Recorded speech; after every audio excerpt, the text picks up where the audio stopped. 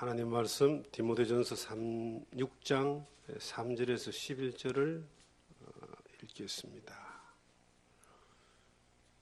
누구든지 다른 교훈을 하며 바른 말 곧 우리 주 예수 그리스도의 말씀과 경건에 관한 교훈을 따르지 아니하면 그는 교만하여 아무것도 알지 못하고 변론과 언쟁을 좋아하는 자니 이로써 투기와 분쟁과 비방과 악한 생각이 나며 마음이 부패하여지고 진리를 잃어버려 경건을 이익의 방도로 생각하는 자들의 다툼이 일어나느니라. 그러나 자족하는 마음이 있으면 경건은 큰 이익이 되느니라. 우리가 세상에 아무것도 가지고 온 것이 없음에 또한 아무것도 가지 못하리니 우리가 먹을 것과 입을 것이 있은즉 족한 줄 알 것이니라. 부하려고 하는 자들은 시험과 올무와 여러 가지 어리석고 해로운 욕심에 떨어지나니 곧 사람으로 파멸과 멸망에 빠지게 하는 것이라. 돈을 사랑함이 일만하게 뿌리가 되나니 이것을 탐내는 자들은 미혹을 받아 믿음에서 떠나 많은 근심으로 자기를 찔렀도다. 아멘. 피해야 될 장애물이라는 제목으로 오늘 디모데전서 6장 3절에 10절의 말씀을 통하여 하나님 우리에게 주시는 말씀 교훈 얻기를 원합니다. 신앙생활을 하면서 참 길이요 진리요 생명 되신 예수 그리스도를 믿고 따라가는데 끝까지 완주하기까지 너무나 많은 장애물들이 있습니다. 마치 지뢰밭을 지나가는 같은 그런 느낌을 받습니다. 예수 그리스도를 믿고 믿음 안에 열정이 가득할 때는 정말 은혜로 충만할 때는 어떤 싸움도 이길 것 같아요. 어떤 유혹도 이길 것 같아요. 어떤 핍박도 견딜 것 같아요. 그런데 이게 3박 4일 신앙생활하고 끝나는 게 아니고 이 신앙생활이 우리가 육체의 생명을 살아가는 마지막 순간까지 주님을 따라가야 되기 때문에 이게 운동 경기로 말하면 마치 마라톤과 같습니다. 끝이 없는 싸움, 끝이 없는 그러한 사탄의 공격, 끝이 없는 유혹과 위험한 사항들이 원수, 마귀, 사탄으로 말미암아 여러 모양으로 계속 다가오고 또한 공격하기 때문에 이것을 이겨나간다라고 하는 것이 그리 쉬운 것은 아닙니다. 그래서 성경에는 여러 말씀으로 우리가 싸워야 될 싸움, 영적인 싸움, 육체의 싸움, 그리고 우리를 공격하는 공격의 대상인 그 원수 사탄 마귀와 악의 영들에 대하여 우리가 이 땅에 살면서 피해가야 될 여러 가지 이 지뢰밭과 같은 위험한 요소들에 대하여 말씀을 하고 있습니다. 주님도 친히 말씀을 하셨고 사도들도 말씀을 하셨고 성경의 여러 교훈으로 여러 모양으로 우리에게 말씀을 하고 있는데 이 성경 말씀이 진리란 말이에요. 2000년 전에 기록된 말씀이 지금 우리가 사는 이 시대에도 시대가 바뀌고 환경이 바뀌었지만 이 시대에도 동일하게 적용될 수밖에 없는 것은 이 세상은 보이는 육체에 속해 있는 것만으로 다가 아니라 영적인 것이 있는 거예요.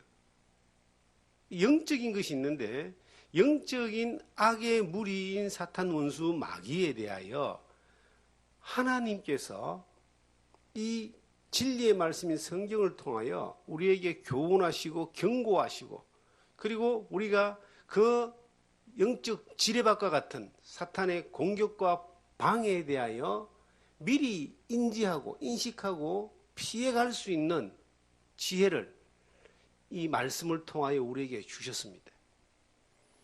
우리가 성경을 읽는다라고 하는 것에 대하여 여러분들은 어느 정도의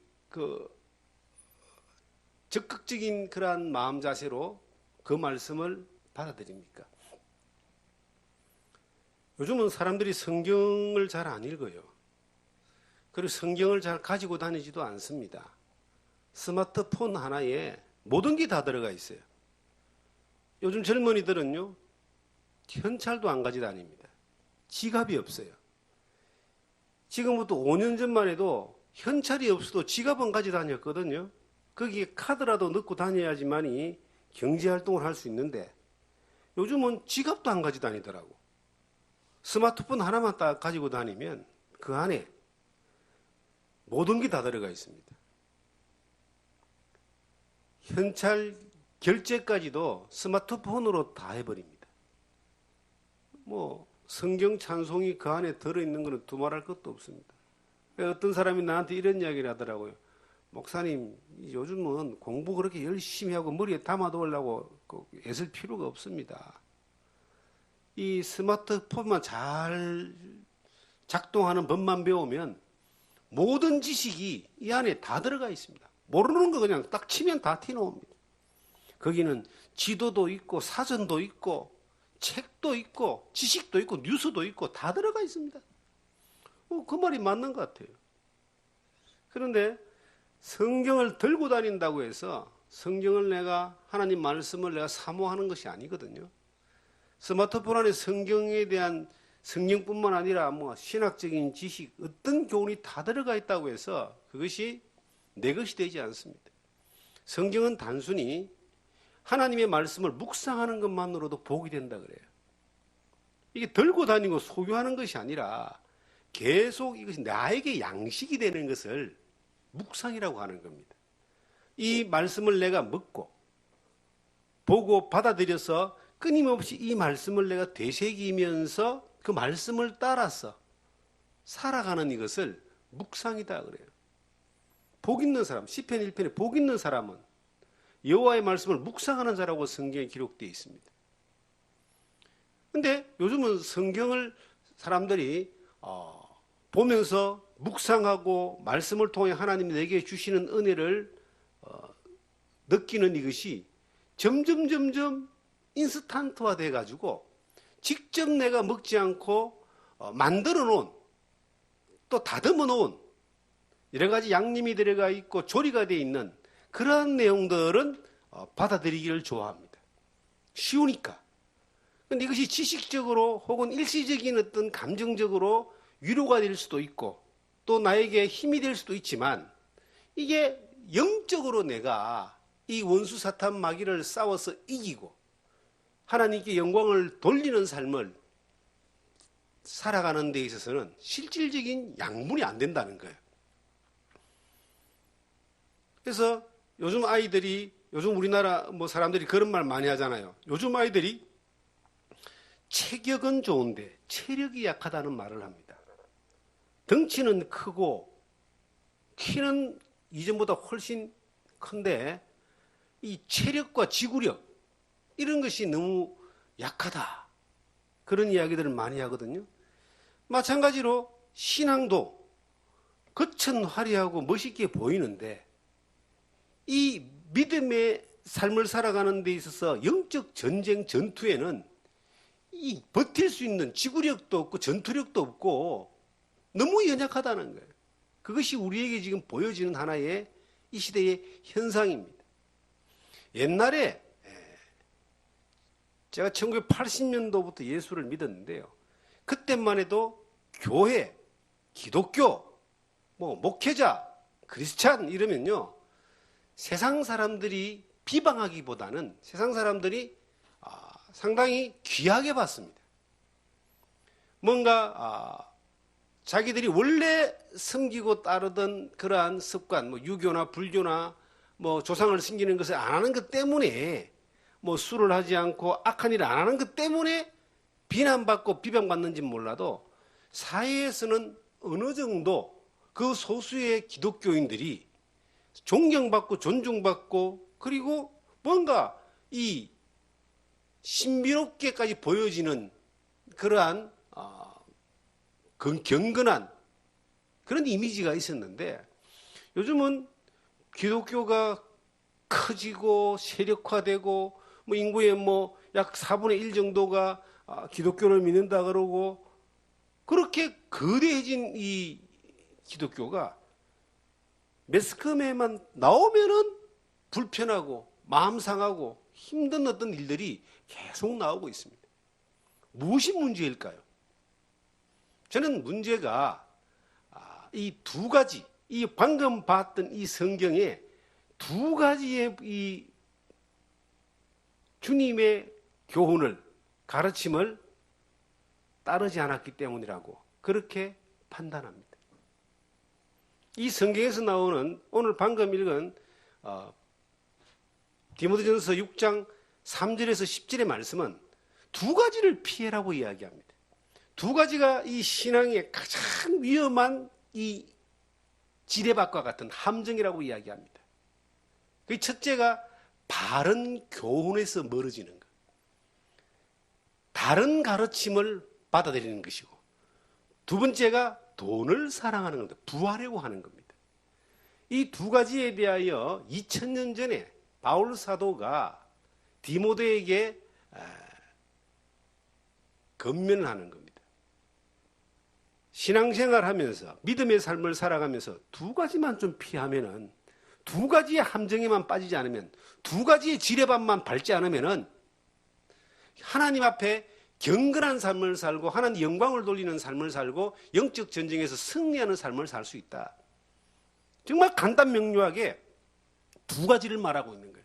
지금 우리가 사는 이 시대에 교회가 욕을 얻어먹고 기독교가 욕을 얻어먹고 하는 이유가 뭘까요?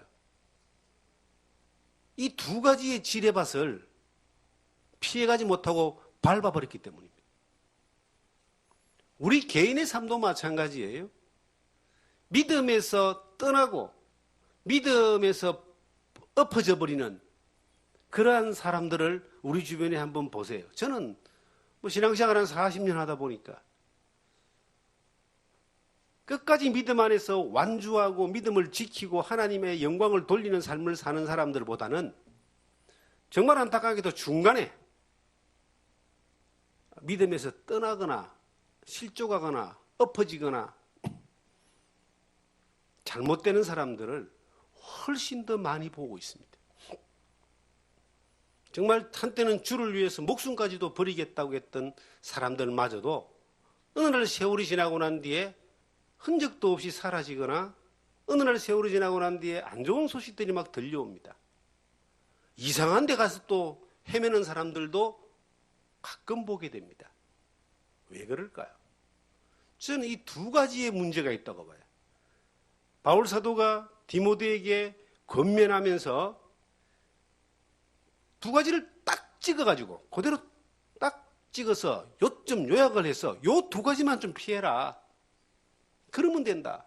그 첫 번째가 이 3절에 나오는 말씀인데 누구든지 다른 교훈을 하며 다른 일곱 우리 주 예수 그리스도의 말씀과 경건에 관한 교훈을 따르지 아니하면 그는 교만하여 아무것도 알지 못하고 변론과 언쟁을 좋아하는 자니 이로써 투기와 분쟁과 비방과 악한 생각이 나며 마음이 부패하여지고 진리를 잃어버려 경건을 이익의 방도로 생각하는 자들의 다툼이 일어나느니라. 마음이 부패해지고 그 다음에 진리를 잃어버리고 이 경건이 자기 이익의 방도로 생각하고 끊임없이 다툼이 일어나고 그리고 교만하고 언쟁을 좋아하고 비방하고 악한 생각이 나고 하는 이 결과가 어디서 오느냐? 지금 우리 주변을 한번 돌아보세요. 우리 주변에 일어나는 내가 경험했던 많은 사람들 혹은 사회적인 현상을 돌아보세요. 지금 우리 주변에 일어나고 있는 경건을 이익의 방도로 삼는 거, 끊임없이 다툼이 일어나고, 그리고 진리는 온데간데 없고, 확 부패해서 썩은 같은 그런 냄새가 막 나고, 끊임없이 교만하고 잘난 사람들의 막 끊임없는 분쟁과 투기와 비방과 악한 것들이 막 판을 치고 있는 이것이 저 세상에 교도소에서 일어나는 일이 아니라 교회라고 하는 가운데, 기독교라고 하는 그 세력 가운데서, 그 세계에서 또 내가 살았던 교회 생활 가운데서 나와 함께 했던 사람들에게서 나타나는 현상에 이것이 뭐냐는 게 도대체. 이것은 어디서부터 출발하느냐. 그 출발을 이 디모데전서 6장 3절은 말하고 있습니다. 다른 교훈. 예수 그리스도가 말씀하신 경건을 따르지 않아야 하는 것 때문에 나타나는 현상입니다. 우리는 수많은 지금 현재 나쁜 열매들이 막 주릉주릉 열리고 있는 것들을 보면서 한탄하고 있잖아요. 그런데 그 수많은 나쁜 열매가 어디에서 출발했냐면은 시작점이 있는 거예요. 출발점이 있는 거예요. 나쁜 씨를 뿌리면 나쁜 열매가 나옵니다. 그 나쁜 씨가 뿌려진 것이 뭐냐니까, 첫째가 다른 교훈을 쫓아가는 거고, 둘째가 예수 그리스도의 경건에 관한 교훈을 따르지 않는 겁니다. 이 성경이 하나님의 말씀이고 또 우리 주님의 가르침입니다. 사도들의 가르침입니다. 통틀어서 하나님의 말씀이라 그럽니다. 특별히 우리 주 예수 그리스도께서 하나님의 말씀을 뜻을 이루기 위해서 이 세상에 육신을 입고 오셨습니다. 그리고 33년을 사시다가 후반부 공생의 3년 반을 통해서 하나님의 뜻을 이루셨습니다. 제자들을 가르치고, 그리고 세상의 죄를 담당하고 십자가에 피 흘려 죽으시고 3일 만에 부활하심으로 죄인을 구원하신 하나님의 뜻을 이루셨습니다. 그분이 이 땅에 사시면서 3년 반 동안 가르쳤던 말씀이, 직접 하신 말씀이 마태, 마가, 누가, 요한이라는 사복음서에 기록되어 있습니다. 저는 신앙생활하면서 옛날에는 사복음서가 이야기 같고, 어릴 때요, 동화 같고 전설 같은 어떤 그런 생각을 가졌던 적이 있습니다. 뭔가 좀 싱겁기도 하고. 그런데 어느 날 주님을 만나고 난 이후에 주님의 말씀이 이게 얼마나 중요한 것인가라고 하는 것을 점점 알아갔습니다. 사복음서가 이 똑같은 시대에 똑같은 사건과 비슷한 내용들이 기록되어 있는 것 같지만, 정말 하나님의 그 뜻 가운데 예수 그리스도가 이 세상에 그리스도로 말미암아 구원받고 하나님의 자녀된 주님을 따르는 사람들에게 삶 가운데 살아야 될 가장 중요한 교훈의 말씀들을 친히 예수님이 하신 내용이 사복음서입니다. 거기에는 예수 그리스도의 그 경건에 관한, 이 경건이라는 것이요, 거룩함, 구별됨, 하나님 앞에 서 있는 걸 이야기합니다. 하나님과의 관계 앞에 있는 걸 이야기합니다. 내 혼자 돌을 닦아서 사람들에게 거룩하게 보이는 거 말고 하나님이 보실 때의 구별된 삶을 경건이라고 하는 거예요. 그런데 우리가 가진 이 경건은 율법적인 경건이 아니라 예수 그리스도의 교훈과 가르침으로 이루어진 교훈입니다. 율법이라고 하는 것은 자기가 계명을 지킴으로 하나님 앞에 깨끗함을 나타내려고 애를 쓰는 겁니다. 특별히 10계명과 613가지의 성문화된 그 법들을 통하여 끊임없이 하나도 어기지 않고 계속 지키려고 하는 겁니다. 그런데 율법을 통해서는 하나님 앞에 경건할 수가 없어요. 율법으로 말미암아 어렵게 되지 못하는 것이 분명하다고 로마서 3장에 기록되어 있고, 율법은 죄를 깨닫게 하는 것이라고 그랬고 죄를 깨끗하게 하지 못한다고 성경은 기록하고 있습니다. 율법으로 말미암은 경건이 하나님의 완전한 경건, 거룩함을 이루지 못하기 때문에 예수 그리스도가 이 세상에 오셔가지고 율법을 이루기 위해서 오셔서 십자가에 피 흘려서 죄를 갚아주는 일을 함으로 말미암아 율법으로 말미암아 거룩하게 되지 못하는 사람들에게 예수 그리스도를 믿는 믿음으로 거룩함을 얻게 하는, 의를 얻게 하는 그 일을 십자가의 예수님이 다 이루신 겁니다. 그래서 우리가 가진 경건은, 예수를 믿고 따르는 사람의 경건은 내 행위와 노력과 율법을 통해서 깨끗해지는 것이 아니라 예수 그리스도를 믿는 믿음으로 거룩함을 얻는, 깨끗함을 얻는 그 믿음 가운데 살아가는 것이, 그것이 그리스도인들, 예수를 믿는 사람들에게 주신 하나님의 의고 하나님의 경건입니다. 그래서 그리스도의 경건이라고 그렇게 이 3절에 기록하고 있습니다.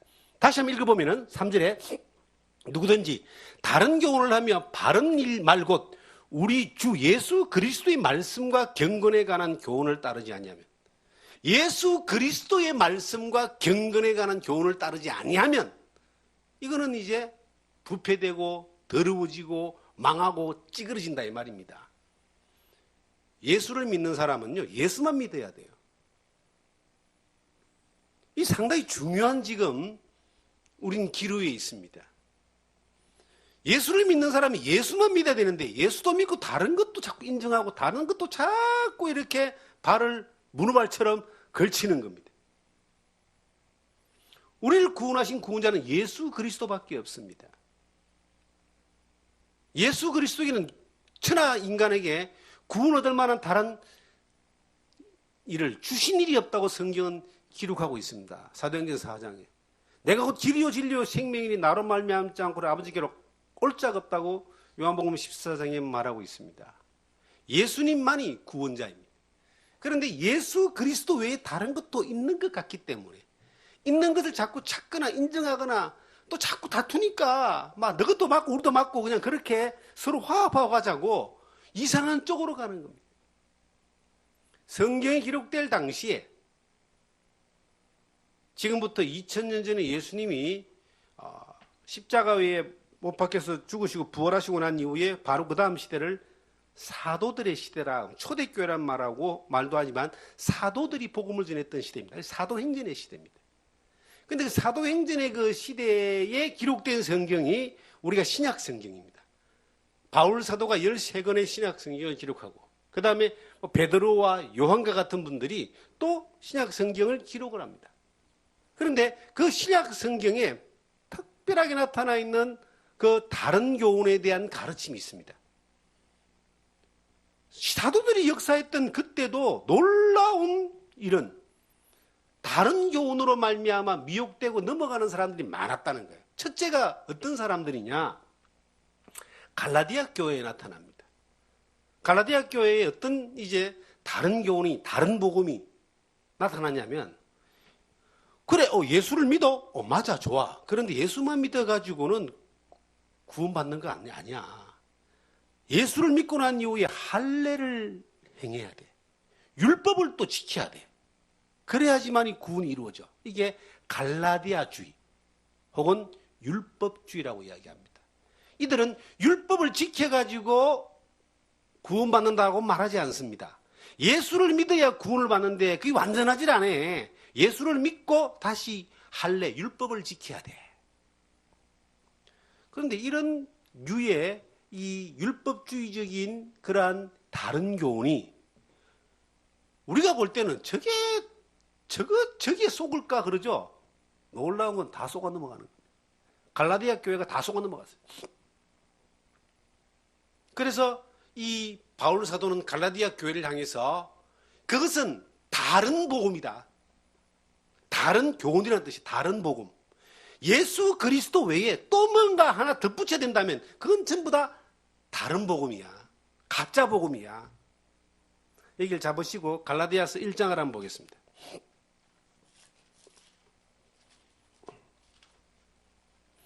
갈라디아서 1장을 보시면 6절을 보겠습니다. 그리스도의 은혜로 너희를 부르신 이를 이같이 속히 떠나 다른 복음을 따르는 것을 내가 이상하게 여기노라. 다른 복음은 없나니 다만 어떤 사람들이 너희를 교란하여 그리스도의 복음을 변하게 하려 함이라. 그러나 우리나 혹은 하늘로부터 온 천사라도 우리가 너희에게 전한 복음 외에 다른 복음을 전하면 저주를 받을지어다.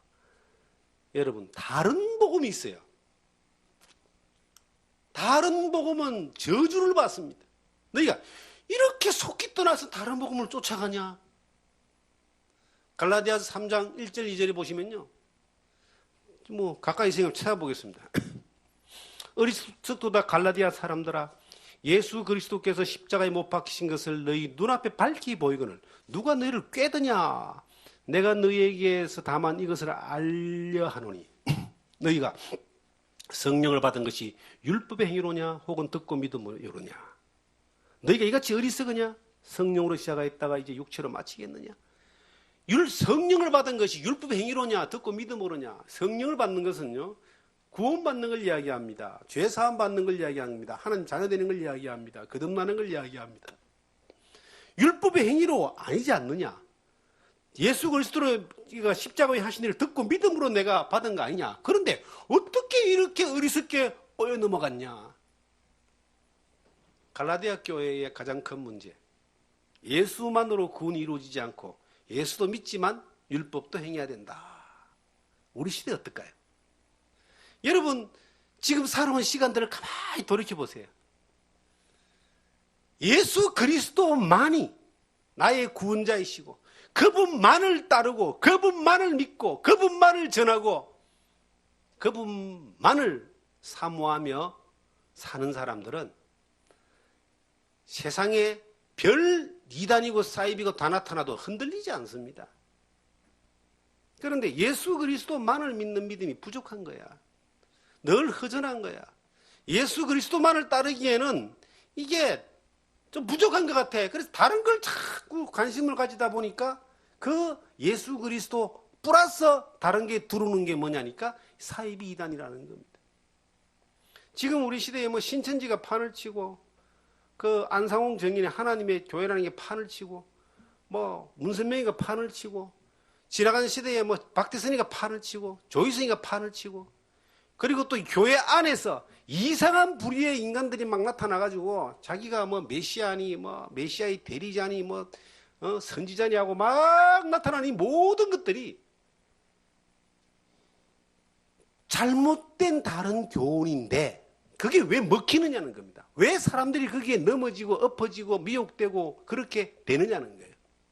그들의 마음 가운데 그 미혹되어 넘어가는 사람들의 그 삶의 중심에 예수 그리스도만이 예수 그리스도의 다 바른 교훈으로만이 살아가는 삶이 부족했기 때문에 그것이 바로 심겨져 있지 않았기 때문에 그렇게 꼬여가지고 다른 복음에 꼬여가지고 꼬임이 넘어가서 엎어져서 인생 자체가 망하는 것이 아니고 영혼이 망해버립니다. 건강을 잃으면요 회복하기 힘들잖아요. 그런데 다행스럽게 건강은 요즘 여술이 좋으니까 잘하면요 잃었다가도 회복되고 또 다시 사는 사람들이 많아요. 요즘 인기 있는 프로그램 가운데 하나가 나는 자연이다라는 프로그램이 있어요. 그런데 그 프로그램을 사람들이 잘 보잖아요. 저도 잘 봅니다. 재밌잖아요. 그런데 거기에 보면요 큰 병에 걸려가지고 이것저것 하다가 결국은 산에 돌아서 막 살면서 건강을 회복하고 사는 사람들이 많아요. 근데 그걸 보면서 또 이런 생각이 듭니다. 건강을 회복하고 살아본들 200년 살겠냐는 겁니다. 육체는 어느 날 다 늙고 병들어서 수명이 다하면 가게 되어 있습니다. 이 자연의 섭리고 하나님의 법칙입니다. 건강을 잃으면 많은 걸 잃죠. 어떤 사람 막 돈을 잃어가지고 막 실패를 해서 돈을 잃고 절망하고 막 그런 사람들도 있습니다. 돈을 잃었다가도 또 역전해가 또 다시 또 회복해가 사업 잘 돼가지고 일어나는 사람이 있습니다.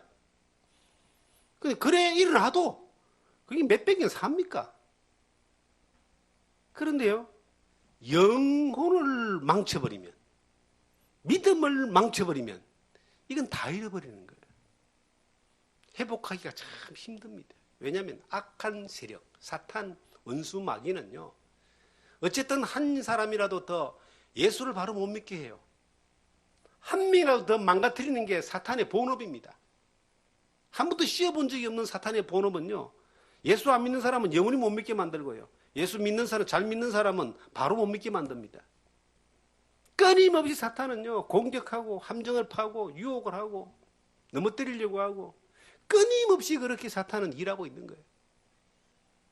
거기에 이제 넘어가서 바른 교훈이 아닌 다른 복음, 다른 교훈이 들어와서 그를 딱 지배해버리면 이 사람은 회복될 수 있는 길이 없습니다. 놀라운 것은요, 우리가 공산주의라고 하는 사상이 1950년대, 60년대 판을 쳤잖아요. 소련, 중국 뭐 이런 나라들이 이 공산주의로 거의 뭐 패권하고 세력화해서 동부 유럽이 다 공산화되었고요. 아시아도 많은 나라들이 공산화되었고, 그리고 저 아메리카 대륙에 쿠바나 이런 데까지 다 공산화되고 막 그랬잖아요. 근데 그 공산주의 사상이, 이게 칼 마르크스, 레닌이라는 사람들의 그 공산주의 사상이 자유주의 진영에 볼 때는, 이거 민주주의 진영에서 볼 때는 너무나 독재고 악한 것이 그러잖아요. 그런데 그 사상이 먹힌다니까요. 그 사상이 먹혀버린 사람은 그거 외에는 다른 걸 생각하지 않습니다. 공산주의 사상이 실패를 해가지고 소련이 이제 민주화되고 중국도 뭐 시장 경제화되고 뭐 베트남 같은 나라도 지금 그렇게 되고 막 되고 있는데, 우리 한민족인 북한을 한번 봐보세요. 공산주의보다 더한 주체 사상이, 이것이 그 사람들한테는 절대적인 어떤 그러한 이 진리와 같이 꽂혀 있잖아요. 그런데 우리나라를 한번 봐보세요. 우리나라의 자유진영에서, 이 민주주의 사회에서 살면서도 그 북한의 주체 사상에 현혹되고 매료돼 가지고 그걸 동경하고 사는 사람들이 또 많이 있습니다. 그 영적인 이론이, 사상이 그 사람을 지배해버리면은 이게 사상을 넘어서 영적인 세력이 되는 겁니다. 영적인 세력이 되니까 그것이 하나의 종교가 되는 겁니다. 이 공산주의 주체 사상요, 종교입니다, 종교. 영적인 세력이에요. 바른 교훈이 아닌 다른 교훈이 딱 들어와 버리면 거기에 완전히 지배돼서 종이 되어서 벗어나지를 못하는 겁니다. 우리 지금 이 주변에 뭐 신천지 같은 그런 세력들이 막 하잖아요. 이 사람들이, 많은 사람들은 한때 예수를 믿었던 사람들입니다. 교회 생활을 했던 사람들이에요. 그런데 그들이 왜 저렇게 나이 80 더 먹은 노인인 이 아무개가 영생을 한다고 하는 것을 믿느냐는 겁니다. 10년 안에 죽을 텐데 그 인간이 영생 불사한다 그래요. 근데 다른 교훈이 그를 지배했고, 영적으로 다른 이 세력이 그를 지배했기 때문에 빨간 것을 노랗다 해도 그걸 믿는 거예요. 예수님 당시에도 다른 교훈을 쫓아가는 사람들이 많았죠. 예수님이 하나님이신 예수님이 이 땅에 오셨는데도 그 바리새인, 서기관 이런 사람들은 예수가 참남한 일을 한다, 하나님의 아들이 아니라 저는 하나님을 대적하는 이름을 팔아먹는 나쁜 사람이다라고 그렇게 뒤집어 씌워서 백성들을 현혹했는데, 대부분의 또 사람들은 그 말을 따랐다는 거예요. 바울 사도와 베드로와 같은 그러한 위대한 사도들이 살았던 그때도 민간에 거짓 선지자, 거짓 선생들, 다른 교훈을 가르치는 사람들이 꽉 찼다. 바울이 복음을 전했던 갈라디아 교회도 그 다른 교훈, 다른 복음을 가지고 오니까 그렇게 쉽게 꼬임에 넘어가가지고 어리석게도 다 그쪽으로 엎어지더라는 겁니다. 이것이 성령이 가장 강력하게 역사했던 시대에 일어났던 그러한 일들인데, 우리 시대는 하물며, 우리 시대는 마귀가 역사하기가 너무 좋은 시대입니다. 성경에서 나타나 있는, 성경시대에 두드러지게 나타나 있는 두 가지의 다른 교훈이 율법주의적인 갈라디아주의, 절대로 잘못됐는데 수많은 사람들이 넘어가서 다른 복음을 쫓아가서 저주를 받는 길로 갔다는 거예요. 또 하나가 요한일서 4장에 나오는데요, 예수 그리스도가 육체로 오신 것을 부인하는 겁니다. 예수 그리스도가 오셨는데 육체가 온 게 아니고 영적으로 왔다. 이걸 영지주의라 그럽니다. 영지주의는 영으로 하나님을 알아간다. 그러니까 지식적으로, 영적인 것을 지식적으로 이론화해서 아주 거룩한 것들에 대하여 수준 높은 이야기들을 하지만 육체의 삶에 대해서는 거의 육체는 어차피 이게 잿덩어리니까 어쩔 수 없이 죄를 짓고 마음대로 살고 해도 된다. 이렇게 발전 나가는 게 영지주의입니다. 놀라운 것은요, 이 두 가지가 율법주의와 영지주의가 극과 극을 달리는데 똑같습니다. 왜 똑같으냐?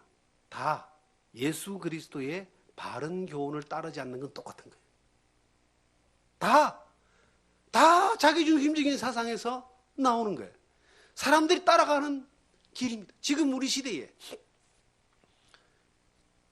여러분들이 교회를 다녀보기도 했고 또 서초오면서 많은 사람들을 만나봤는데 정말 예수 그리스도 성경 하나님의 말씀과 예수 그리스도의 경건에 관한 교훈만 쫓아가는 사람들을 보고 만났다면 그들은 정말 하나님께 영광을 돌리는 삶을 살고 살아가는 삶 가운데서도 주변 사람들에게 빛과 소금이 되는 삶을 살고 그들은 정말 하나님이 보시기에 아름다운 경건의 삶을 사는 사람들일 겁니다. 그런 사람들을 봤을 겁니다.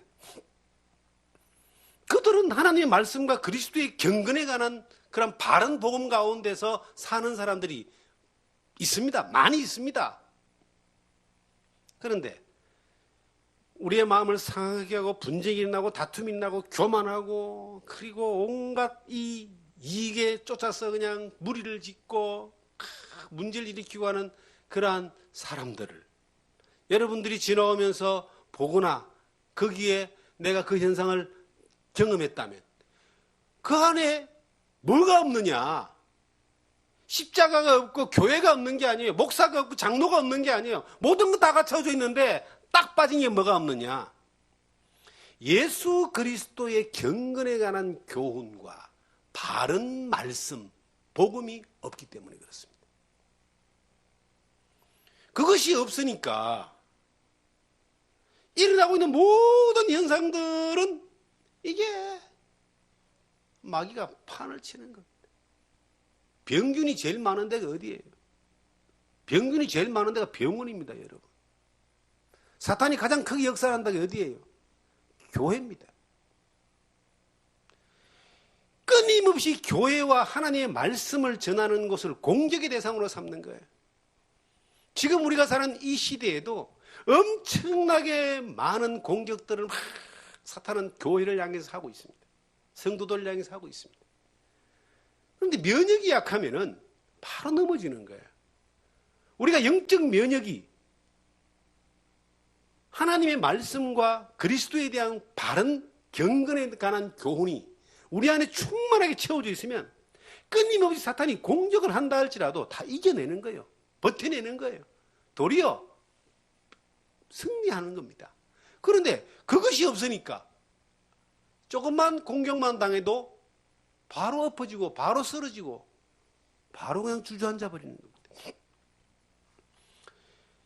사람들을 보고 실망하고 교회를 보고 실망하고 목회자를 보고 실망하고 자기 자신에게 한탄하고 주변 사람들을 통해서 절망하고 결국은 무너져 내려버리는 거예요.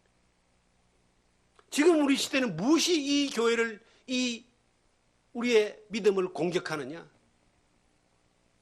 세상 사람들, 세상의 어떤 가르침은요, 어차피 하나님을 못 믿게 하는 가르침으로 되어 있습니다. 학교에서부터 진화론을 배우잖아요. 진화론이 뭐예요? 하나님이 창조주라고 인정하지 않는 겁니다. 진화론이 뭡니까? 인간이, 유물론적인 인간이 유토피아를 만들 수 있고 인간이 모든 걸 다 할 수 있다는 겁니다. 그 진화론적인 사상이 학교에서부터 가르쳐지니까 이게 참 얼마나 슬픈 겁니다. 두 번째로 이 시대의 아이들부터 이 교육을 보십시오. 하나님이 없는 교육이 전부 다입니다. 세상에 눈에 보이는 것들이 전부 다입니다. 이 시대에 우리가 자녀를 키운다는 것도 이거 정말 힘든 거예요. 하나님의 긍휼과 도우심 가운데서 자녀를 믿음 안에서 양육한다는 것이 이게 어려운 시대예요. 그래서 지금 이 대한민국 이 기독교 지도를 봐도 다음 세대라고 하는 젊은이들이 다 사라져. 부모의 품 안에 있을 때 어릴 때부터 고등학교 때까지는 부모와 함께 이렇게 그래도 신앙생활 하면서 말씀의 교훈을 받습니다. 대학만 나가면은 온데간데 없어요. 세상의 그 화려함에 다 빠져들어가고 그의 어떤 사고의 영향력을 받게 다른 교훈들의 영향력을 받는 겁니다. 그러한 위험한 시대에 우리가 살고 있고 그리고 지금 이 우리나라의 전 세계적인 기독교 현상이 종교 통합입니다. WCC라고 하는 에큐메니컬 운동이 이게 1960년대, 70년대에 시작되면서 가톨릭을 중심으로 해서 시작되는 거예요. 가톨릭은 뭐 기독교라고도 하지만 어떤 사람들은 뭐 가톨릭이 뭐 개신교의 큰 집이라고 이렇게 이야기도 해요. 역사성을 가지고는 그렇게 말할지 몰라도 가톨릭은 예수 그리스도만을 믿는 그러한 종교가 아닙니다. 예수 그리스도 외에 수많은 것들이 덧붙여져가 있어요. 우상이 제일 많은 그러한 동네입니다. 그 중심으로 해서 종교 통합 운동이 벌어지고 있습니다. 종교 통합이라는 게 모든 종교가 다 하나다. 모든 종교에 구원이 있다. 그래서 불교에도 구원이 있고 힌두교에도 구원이 있고 이슬람에도 구원이 있고 저거가 말하는 구원이 있을지 몰라도 성경에서 말하는 예수 그리스도의 경건은 벗어나 버린 거예요. 그리스도의 말씀은요. 그리스도 외에는 구원이 없어요. 실질적으로 죄인을 구원하기 위해서 이 땅에 오신 하나님은 예수님밖에 없고 십자가에서 인류죄를 담당하고 피 흘려서 죄를 갚아놓으신 분도 예수님밖에 없고 죽음의 근세를 끄고 부활하셔서 완전한 영생의 길을 우리에게 보장하신 분도 예수님밖에 없는데 여기도 구원이 있고 저기도 구원이 있고 이게 다른 세계에서 들리는 이야기가 아니라 교회 안에서 그것이 나오는 소리다 이 말이에요. 종교다원주의라는 말이 있습니다. 종교다원주의가 뭐예요? 불교에 가도 그 진리가 있다. 저 굿하는 데 가도 진리가 있다. 저기 회교도 저 사람들도 진리가 있다. 이게 종교다원주의입니다. 기독교만이 진리가 아니다. 이것도 인정하고 저것도 인정하고. 여러분 우리가 믿는 믿음은 예수 그리스도만 진리입니다. 그것 외에 다른 것이 있다라고 한다면 이거는 예수를 안 믿는 사람이에요. 어떤 사람이 저에게 질문을 했습니다. 어떻게 하면 목회를 잘할 수 있습니까? 저는 목회를 어떻게 하면 잘할 수 있다고 말할 수 있는 사람이 못 돼요. 목회를 잘하는 사람이 아니기 때문에. 목회를 어떻게 하면 잘할 수 있느냐라고는 내가 말할 수 없지만 어떻게 하면 그 목회자로 잘 살 수 있고 그리스도인으로 잘 살 수 있는가에 대해서는 내가 말할 수 있다. 그게 뭐냐 물어보는 거예요. 제가 뭐라고 대답했겠습니까? 예수를 잘 믿으십시오. 예수 그리스도를 잘 믿는 게 목회자로서 그리스도인으로 가장 잘 사는 방법입니다. 예수 그리스도만이 나의 구원자라고 하는 믿음의 경험이 있어야 되고 예수 그리스도의 교훈만 내가 따르고 예수 그리스도를 담고 예수 그리스도를 전하고 예수 그리스도의 나라를 소망하며 사는 이것이 나는 신앙생활을 잘하는 가장 잘하는 비결이라고 봅니다. 난 그렇게 살고 싶습니다. 그렇게 대답한 적이 있습니다. 그 대답은 지금도 유효합니다. 우리가 뭐 하려고 신앙생활합니까? 뭐 하려고 교회에 모여 있습니까?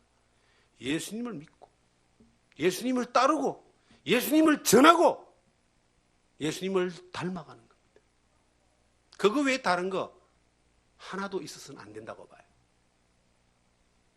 어디에서 이 길을 잃어버리느냐? 사람들이 길을 잃어버리는 시작은 내 손에 있는 내비게이션이 고장이 나버리는 거예요. 요즘은 운전을 하다 보면 내비게이션이 잘 돌아가잖아요. 근데 한 번씩 내비게이션도 이게 고장이나 에러가 날 수가 있어요. 근데 요즘 또 더 좋은 게 나왔더라고요. 휴대폰에다 이게 실시간으로 업그레이드가 나오니까 참 편리하더라고요. 내비게이션을 잘 보고 가면은 아무리 어려운 길도 다 찾아갈 수 있어요. 그런데 이게 고장 나버리면 이제 이게 헷갈리는 거예요. 옛날에 내비게이션이 나오기 전에는 저도 이 운전할 때 거의 대한민국의 길 대부분을 다 알고 있을 정도로 이게 총명했던 것 같아요. 대부분 다른 사람들이 다 그랬던 것처럼. 조금 힘들면은 큰 지도책 하나 보면은 대충 보고 길마다 이정표가 다 나와 있어서 다 찾아갔습니다. 요즘은 이게 안 되는 거예요. 내비가 다 가르쳐 주니까. 근데 내비게이션이 고장났다고 생각해 보세요. 헤매기 시작합니다. 특히 이 서울 같은 복잡한 도시에 가서요. 내비가 고장나면 찾아가기 정말 힘듭니다. 우리의 신앙에 이 내비게이션이 고장이 나면은 어디를 갈지 모르는 길을 잃어버리는 겁니다. 왜 교회 오는지도 몰라. 그저 단순하게 예수 믿고 복 받고 부자 되고 잘 되고 소원 이루어지는 이것이 교회 나오는 목적이 되어버리는, 성경에 그렇게 말하고 있지 않습니다. 지금 이 시대에 많은 사람들이 속아 넘어가는 그 이유가 수많은 잘못된 교훈과 가르침, 다른 복음이 판을 치는 이유가 어디에서부터 출발되느냐? 예수 그리스도의 말씀과 바른 교훈에 대하여, 복음에 대하여 길을 잃어버렸기 때문에, 그걸 놓쳐버렸기 때문에, 혹은 다른 것들을 더해버렸기 때문에, 다른 것들과 타협해버렸기 때문에 엄청난 결과가 지금 현재 우리에게 일어나고 있는 겁니다. 목회자가 이뤄진 영혼들을 살리고 그들을 진리 안으로 인도하는 이것에 대한 열정보다는 뭔가 자기가 많은 것들을 만들고 이루고 성과를 가지고 그 세력을 가지고 자기의 어떤 부를 축적하려고 하고 있고, 이 세력을 가지고 정치화시키고 여론화시키고 이런 일들에 적극적인 행동을 하고 행한다면 길을 잃어버리게 되어 있습니다. 하나님이 우리를 구원하신 목적이, 하나님이 우리를 이 세상에 사명을 주고 부르신 목적이 뭐 하려고 불렀느냐? 예수 그리스도의 바른 진리의 복음을 전하고, 예수 그리스도의 바른 믿음을 따르고, 예수 그리스도의 바른 경건에 관한 본을 보여서 이 세상의 소금과 빛과 같은 역할을 함으로 하나님 앞에 영광을 돌리는, 영혼을 살리는, 하나님께 영광을 돌리는 그러한 도구로 사용하기 위해서 우리를 부르신 겁니다. 우리가 하는 그 일이 세상 사람들이 볼 때에 하찮은 일들로 보일지 몰라도 하나님이 볼 때, 우리 주님이 볼 때 가장 가치 있고 의미 있고 소중한 일을 하는 거예요. 그리스도의 말씀을 쫓아서 바른 경건의 교훈을 따라 그 하나님 앞에 구별된 삶을 살아가고 하나님이 맡기신 일들을 행하는 이것이 우리에게 맡기지, 우리가 할 수 있는, 세상 사람들의 가치를 볼 때는 무가치해 보일지 몰라도 하나님이 볼 때 가장 소중한 것들을 하는 사람들이 되는 겁니다. 우리는 그 일을 하기 위해서 이곳에 존재하는 거예요. 우리가 뭔가 세력화해서 세상을 변화시키고 정치를 바꾸고 사람들에게 뭔가 칭찬을 받고 사람들에게 나타내고 큰 힘을 나타내는 그러한 존재를 위해서 하나님 우리를 부르신 것이 아니라, 우린 단순히 우리가 있는 자리에서 그리스도의 바른 말씀과 바른 복음과 바른 교훈과 바른 경건을 쫓아서 그냥 살아가는 겁니다. 그러면 놀라운 거는요, 전 이걸 믿습니다. 모든 주권자도 하나님이 세우시는 거예요. 역사도 하나님이 만드시는 거예요. 전쟁도 하나님께 속했어요. 그 하나님이 하나님의 긍휼하심과 자비하심 가운데 하나님 뜻을 따라서 역사든 정치든 세계든 환경이든 그건 하나님 편에서 하실 일들이에요. 우리는 우리에게 맡겨져 있는, 우리가 가야 될 정말 진리 안의 바른 길을, 바른 믿음을, 바른 교훈을 따라서 바른 경건 가운데 바른 복음을 전하고 그렇게 살아가는 것이 우리가 이 땅에서 해야 될 일이다. 우리나라의 선교사가 전 세계에서 두 번째 많은 선교사를 파송한 나라입니다. 제가 선교에 대해서도 공부도 했고, 그리고 전문적인 선교를 위해서 공부도 했습니다. 그리고 선교에 대해서 우리는 선교할 수밖에 없잖아요. 땅끝까지 복음을 전해야 되니까. 그런데 저는 결론을 내렸어요. 내가 하는 선교에 대해서 결론을 내렸어요. 물론 하나님이 기회가 주어진다면 이 선교가 전 세계 가운데 우리가 필요한 곳에 가서 복음을 전하고 선교를 해야 되죠. 그런데 요즘은요, 내가 안 가도 인터넷이 다 가지고요, 이 통신도 다 되고 상당히 정말 땅끝까지 복음을 전하는 그러한 이 환경이 좋은 것 같아요. 교통도 좋고 통신도 좋고 인터넷도 되고. 그런데 하나님이 적어도 다른 분들은 어떤지 모르지만 다른 분들은 다른 분들의 사명이 있을 거예요. 저는 결론을 내렸습니다. 선교. 내가 지금 있는 이곳이 선교지다. 여기에도 아직 예수 그리스도를 알지 못하고 그리스도의 바른 진리와 바른 복음과 바른 교훈 가운데서 살아나야 될 영혼들이 너무나 많다는 거예요. 그들에게 보냄을 받았다. 멀리 가서 하는 사명 있는 분들은 멀리 가서 선교를 합니다. 해야 됩니다. 그러나 제가 하나님 앞에서 정말 시급하게 요청되는 선교의 요구는 내가 보냄받은 이 자리다.